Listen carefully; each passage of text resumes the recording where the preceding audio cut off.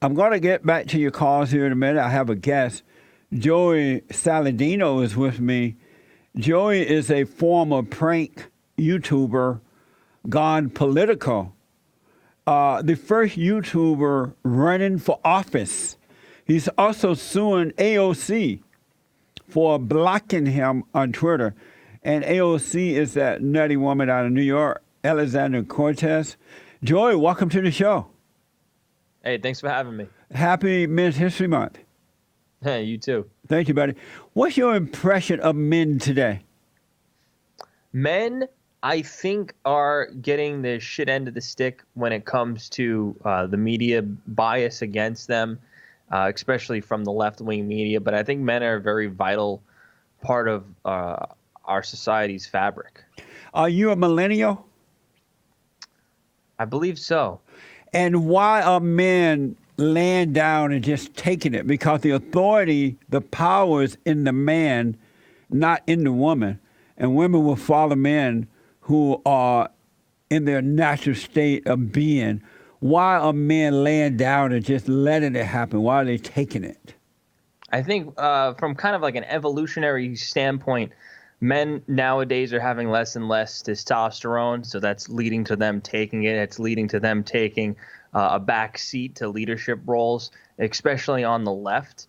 A few years ago, I went undercover as Antifa. I pretended I was one of them. Yes. And one of the things I've noticed when I went undercover, it was the women running the show. The men were the beta. It was the women totally taking charge and totally taking control. And at least that's seen on the left, where the women are entering the more dominant positions. Beta males. And in all honesty, it's happening on the right, too. If you really open up and be honest, the men on the right are being weak as well. They're weak with their women. Some of them are staying home and becoming women while the ladies go to work. They won't correct the women when they're wrong. So it's happening on both sides. It's more apparent on the left. You're right about that. But it's happening on both sides.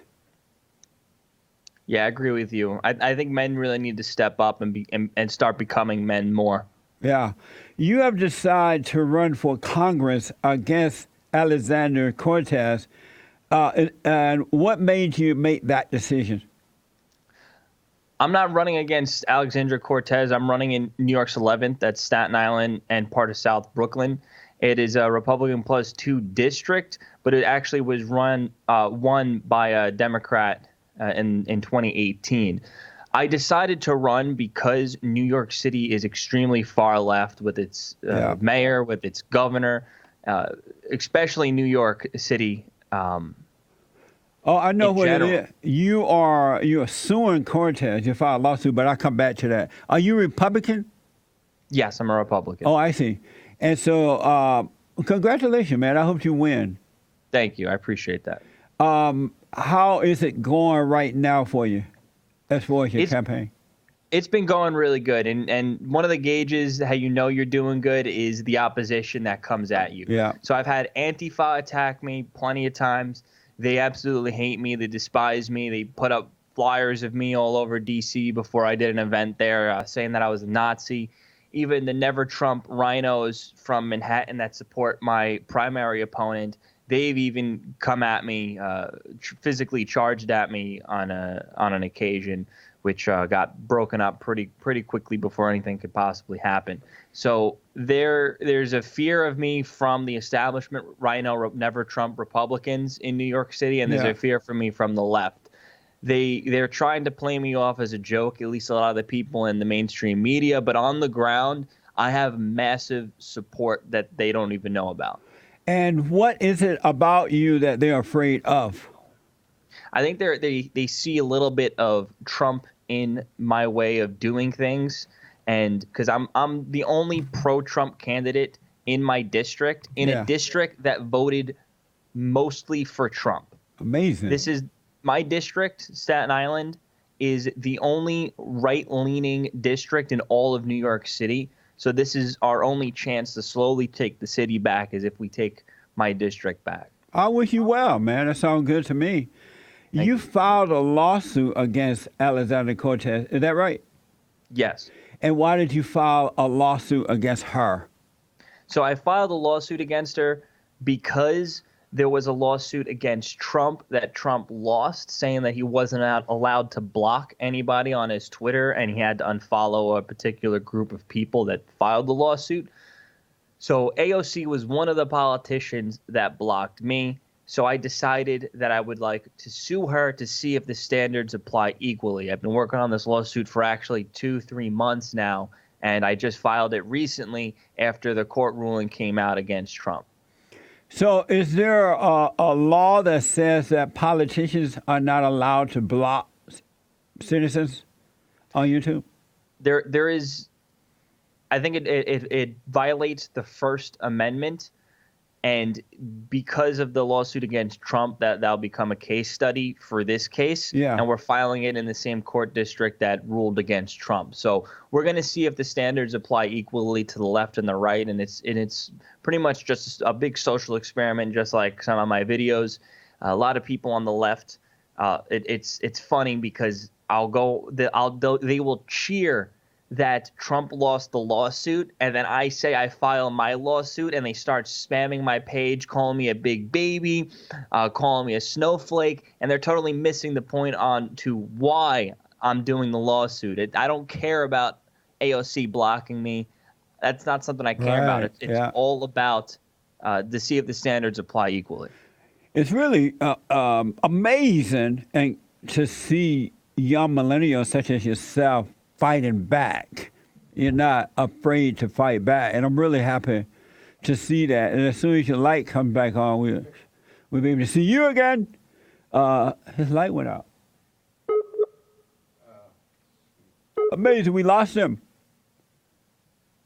He'll be back in a moment. Wow, this is my first time meeting Joey, and I'm impressed. So, Joey, what happened?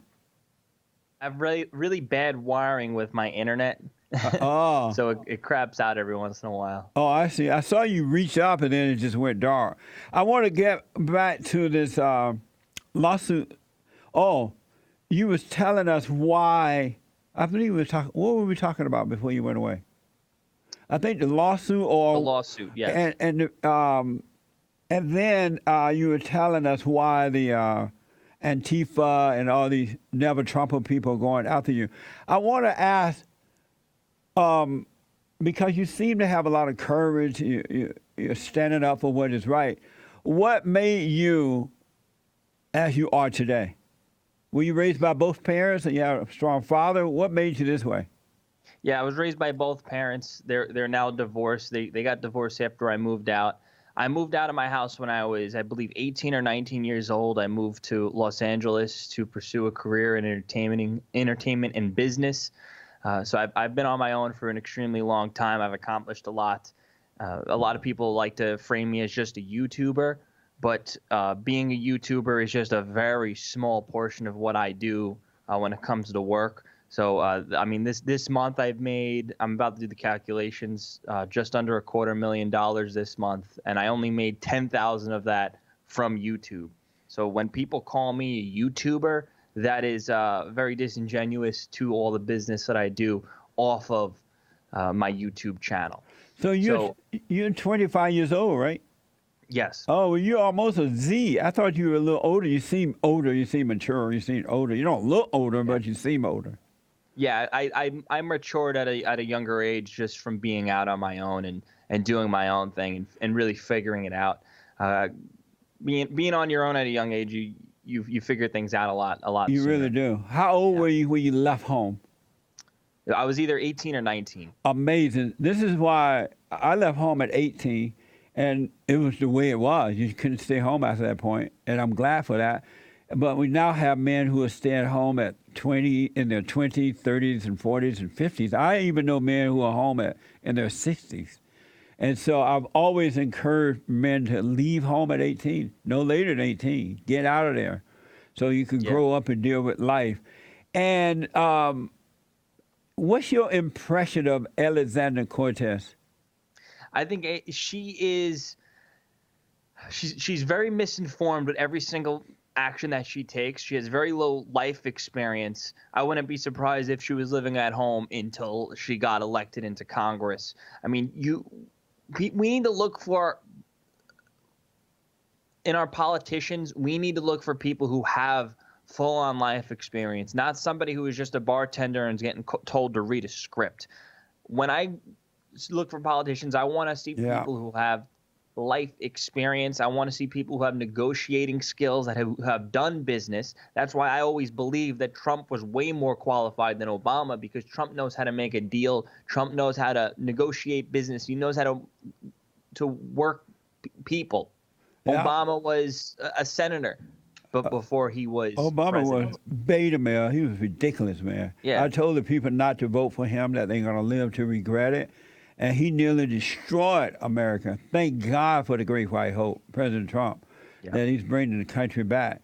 At one point, so you said that people are calling you YouTuber, and these are your enemies who are trying to keep you down, right?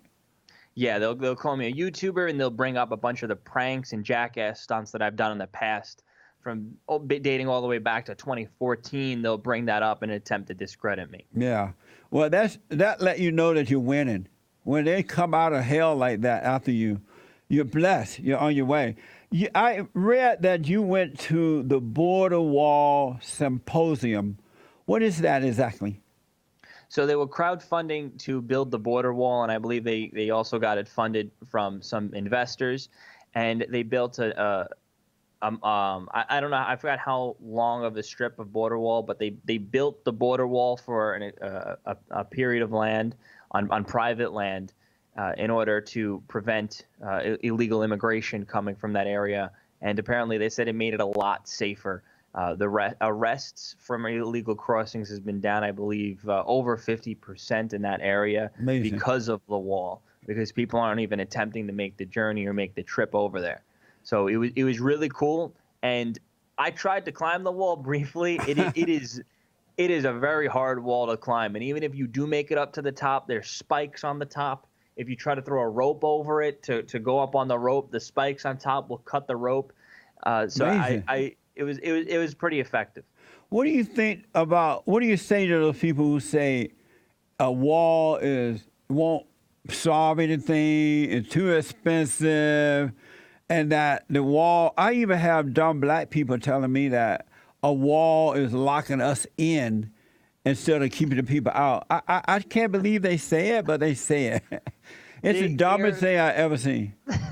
They're looking for any excuse to not get the wall built. The wall is relatively cheap. It will save money in the long run. Yes. It is effective. It is a no-brainer. If you are against the wall, then you're anti-American or you're just plain dumb. I noticed that most people today, not all, but most people don't think for themselves. Whatever the liberal media, the liberal Democratic Party representatives, or the right-on Republicans and never Trumpers tell them, they just believe it. Even though it's not true, they don't say, well, let me check this out to see if it's true. They just start repeating it and believe it.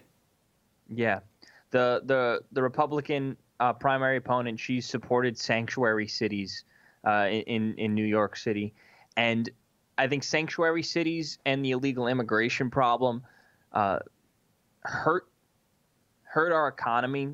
Yeah. When it comes to, especially when it comes to minimum wage and when it comes to getting our youth into the workforce. Yes. I believe we need to get our youth back into the workforce at a young age, so this way they can mature quicker and they can move out of their house by the time they're 20, 21, 22, because all these illegals are taking a lot of the entry-level jobs, jobs that that teenagers should be doing to get that life experience, to figure out what they want to do in their future, to take 3 or 4 jobs doing different fields of work in order to just get that experience so they can become their own boss maybe one day, or figure out what they really want to do. But that's not happening now because, one, minimum wage increases. No one wants to hire a young kid. And the massive flood of illegal immigrants coming in that will take those jobs and work for under minimum wage. Yeah. The one thing that I'll mention is that, Joey, that illegals coming into our country is bad for the entire country. But with black people, it's even worse in the area of education, healthcare, crime. There's enough crime in the inner cities already. But when these illegals come in, they end up in the inner cities first. and they're bringing all sorts of drugs and crimes and gangs and violence.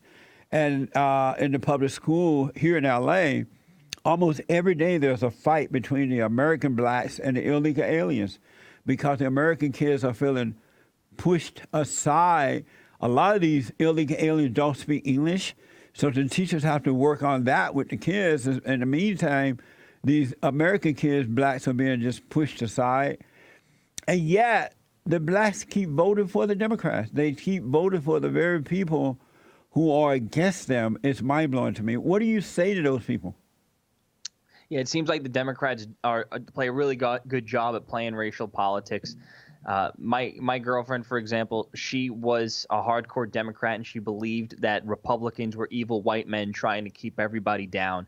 When she met me, I just took her around to all these events, and she quickly realized that was not the case, and she was being lied to by the mainstream media and by politicians all over social media and TV. She quickly realized that on her own. I didn't even try to convince her. She realized it on her own. So right now, those people that you're talking about, they need to have their awakening. They need to realize that the Democrats are not on their side. Yes. They're trying to make problems worse. They're trying to just import a bunch of votes. They're trying to downgrade our culture and into a dependency. So this way people can still continuously vote Democrat. Absolutely. We run out of time, Joey, but I want to ask, you tweeted about being shadow banned. I know I've been shadow banned. I've been shadow banned. So it's happening to you as well? Yes, I'm being shadow banned on a lot of my political accounts. My buddy was trying to search me on Twitter the other day, and he couldn't even find me. He typed in @JoeySalads, and it wasn't even on the result list. I don't know how he ended up finding me. He sent me a screen recording, and I wasn't even on the results. Same thing with my political Instagram account. I believe I'm like the 10th result now or something like that if you type in the exact username. So there's an algorithm in place that does shadow ban, and it's the shadow ban even goes as far as the search results, which I think is very unfair. Shadow banning in the algorithm is one thing because maybe your content keeps getting flagged and the automated system picks it up to not suggest you anymore. At the end of the day, the automatic system doesn't really know what content you're posting, but to shadow ban you in the search results when someone's specifically going to find you, that is an attack on getting your message out there, and at that point they don't want people to see you because they may not like what you're saying. They may not agree with our tech overlords. Why don't the people on the right, you guys are very smart, especially millennials and Z's, very smart, very talented. Why don't you create a conservative YouTuber channel or something, and so that you don't need those people on the left, because the people on the left are not going to let you get the truth out there. They're going to stop it. It's just the way it is. The battle between good and evil is not going to let the truth get out if it has control of it in any way. Why don't conservative young men and women create platforms and websites and things like that? There's a lot of small alternative websites popping up. The only problem is I don't think any of them are going to pop off too much anytime soon because it's pretty much preaching to the choir. The only people that are going to get on these second-rate social media apps are people on the right. And the problem is you need people on the left to also get on these social media apps to make them mainstream.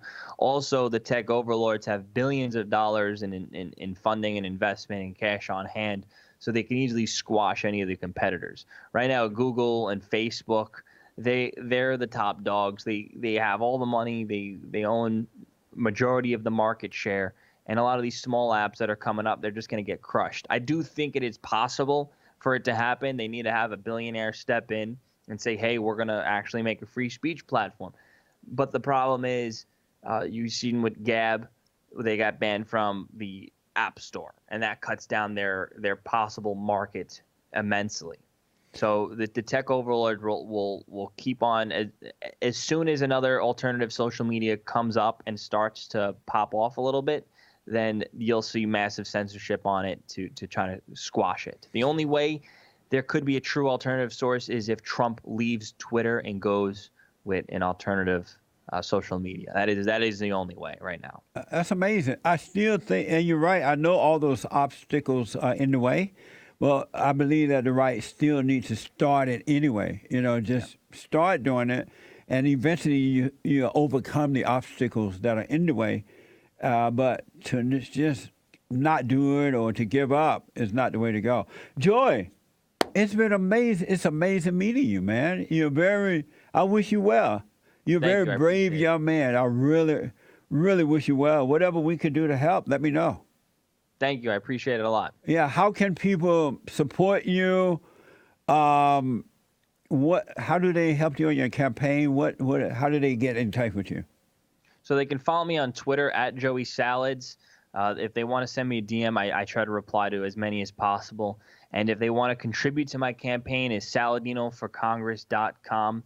We actually are getting more individual donors than both of my competitors combined because of social media.